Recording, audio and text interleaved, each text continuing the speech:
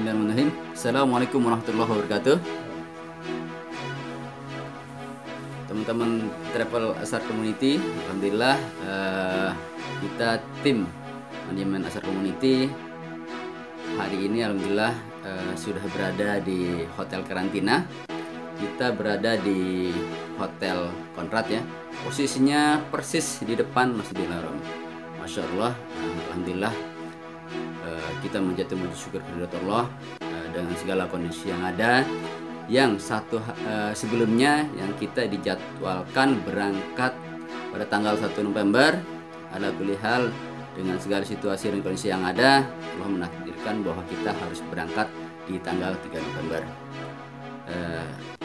Untuk berangkat di tanggal 3 November ini kita harus PCR ulang karena memang usia PCR itu hanya 72 jam.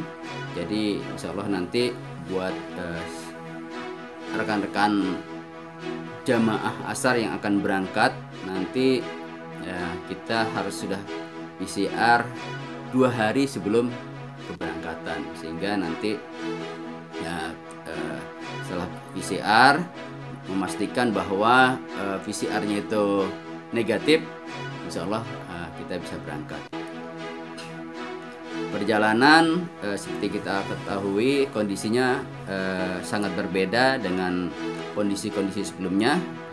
Pemberangkatan umroh di masa pandemi ini banyak sekali aturan yang harus diterapkan ya. Sebenarnya hampir di semua negara menerapkan terkait umroh ini. Di fase yang ketiga ini alhamdulillah kita negara Indonesia terpilih sebagai duta pertama internasional ya. Ada 2 negara yaitu Indonesia dan Pakistan. Alhamdulillah untuk yang tanggal 3 November ini adalah kafilah kedua dari Indonesia.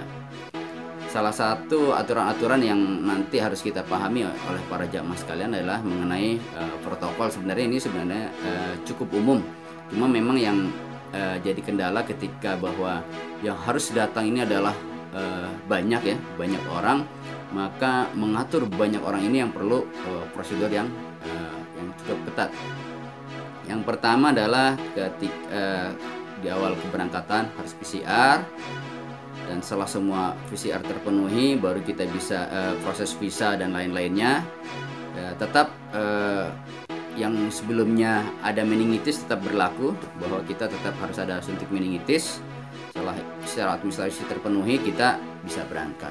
Ketika tiba di Bandara Jeddah, bukti justru hal yang pertama yang harus diperiksa oleh pemerintah Saudi adalah bukti PCR kita. Jadi setelah keluar dari imigrasi kita dicek lagi mana PCR-nya. Setelah diberi tanda baru kita bisa masuk ke bus.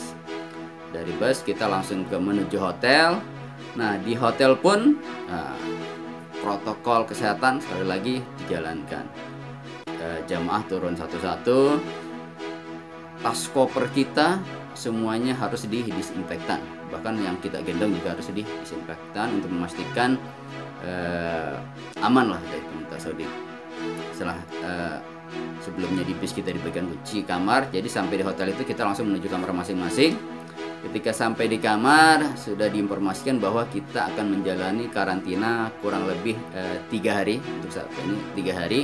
Dan insya Allah setelah 3 hari baru kita bisa melaksanakan ibadah umroh buat yang dikarantina di Mekah. Buat teman-teman yang nanti dikarantina di Madinah ya sama 3 hari juga. Setelah di karantina 3 hari baru bisa ke Masjid Nabawi. Setelah di Mekah berarti setelah 3 hari masa karantina nanti kita akan melalui proses berikutnya yaitu PCR lagi. Jadi informasi dari keberangkatan yang tanggal 1 November bahwa ada PCR tambahan.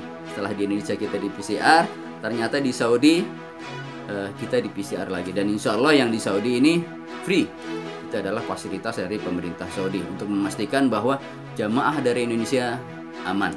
Dan juga pemerintah Saudi memastikan bahwa proses ini berjalan dengan baik sehingga Saudi sebagai negara juga aman dari COVID.